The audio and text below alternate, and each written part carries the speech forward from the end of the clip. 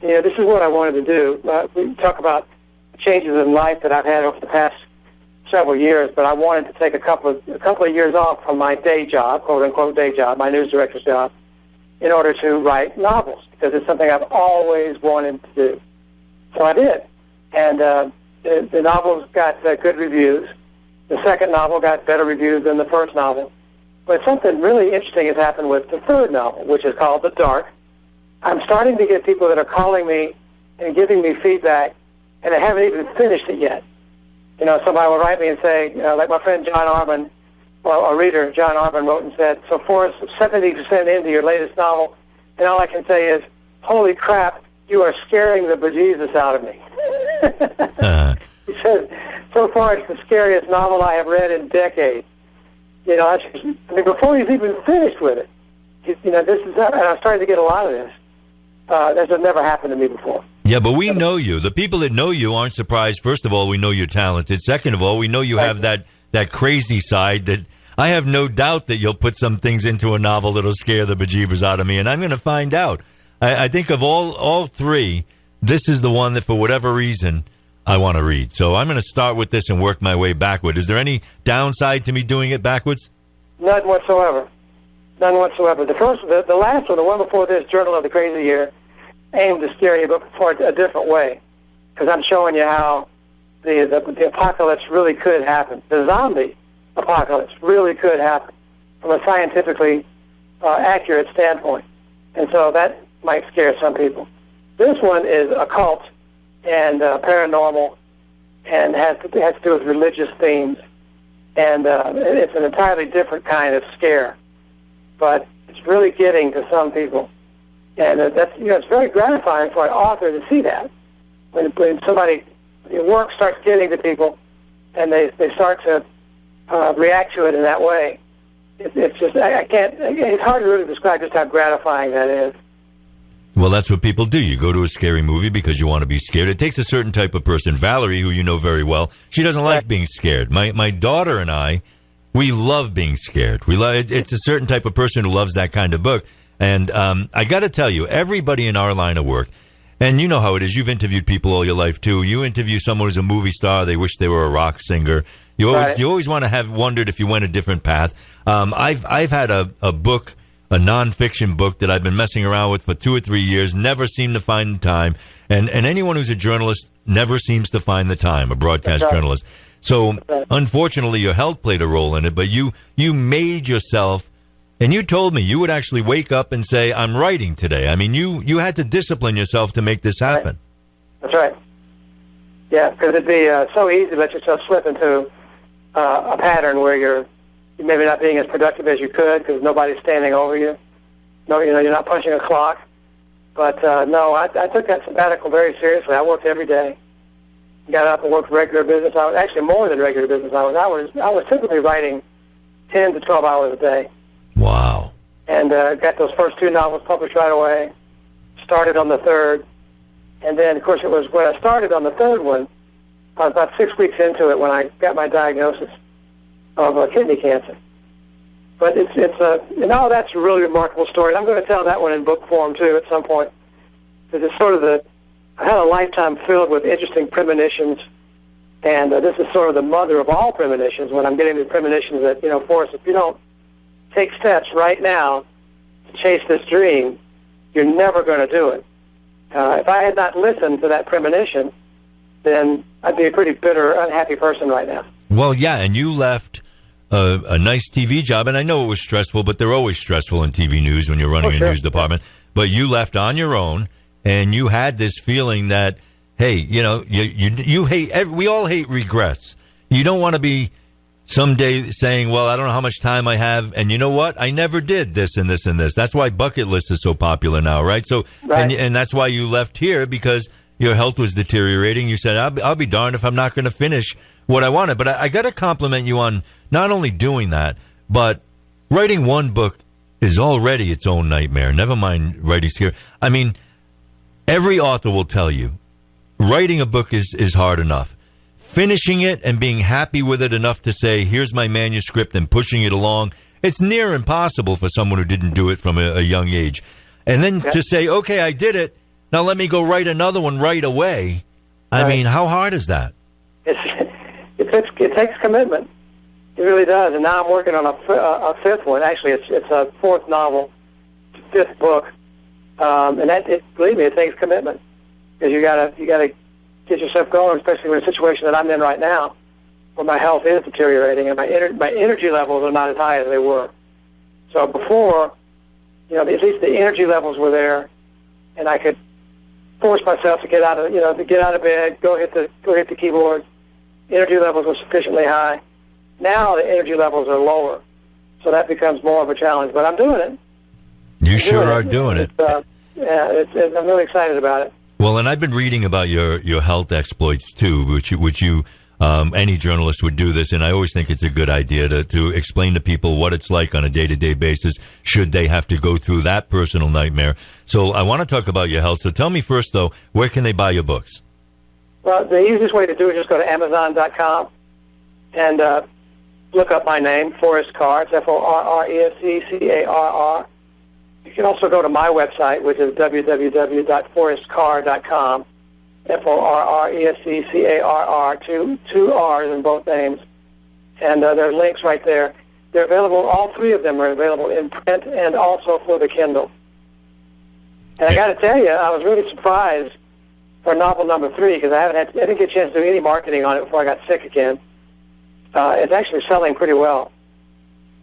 One of the things that authors try to do when you're getting out with a new book is you get on Facebook and you get on these various social media pages and various places where you go to tout your book. And I didn't get a chance to do any of that before I was hospitalized right away.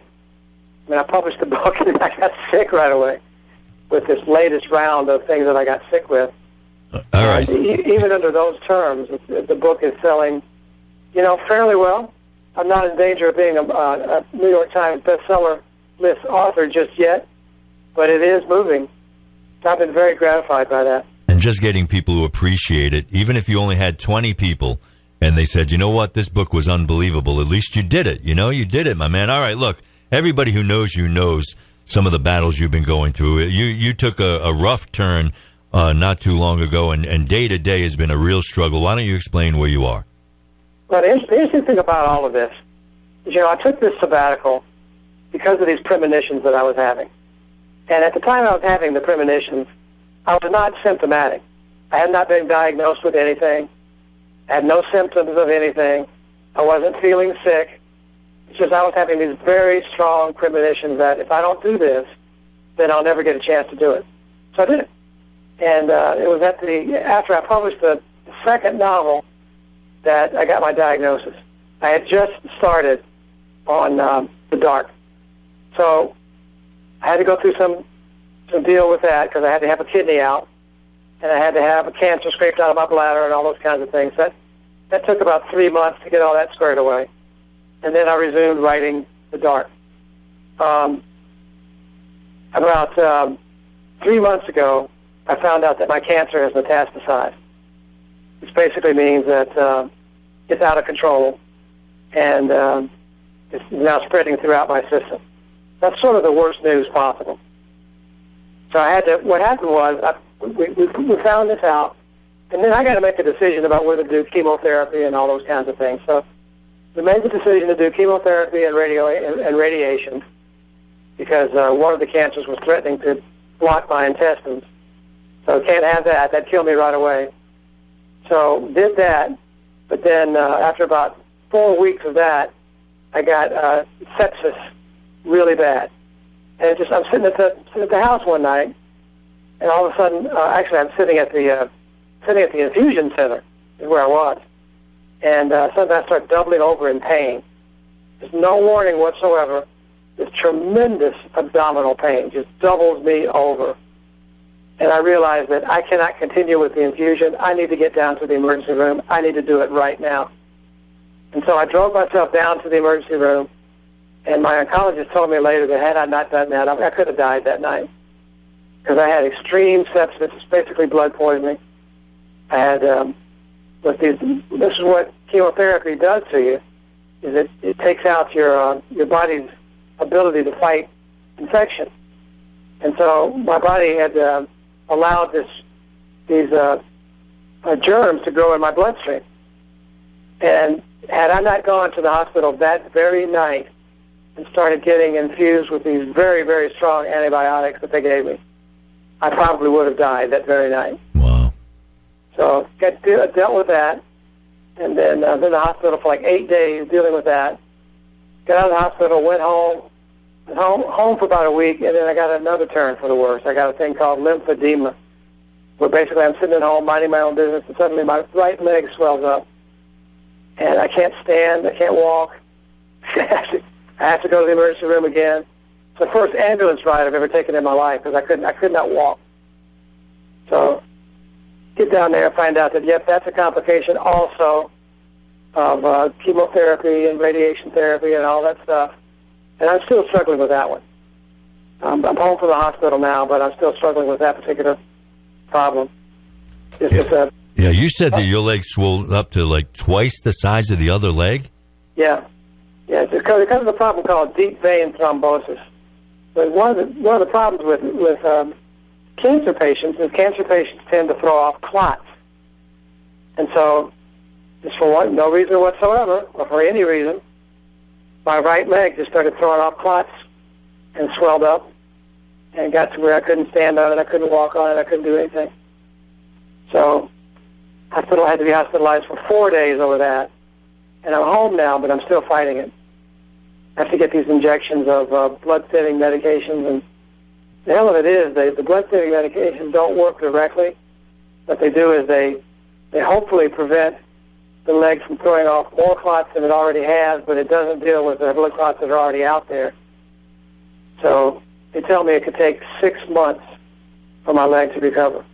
Wow. So, yeah, while you're going through all the rest of this, and let me ask you some of the deep stuff, Forrest. I mean, I know you pretty well, and we're both journalists, and we both come from the same background, so I think you'll understand the journalistic way of asking one or two questions.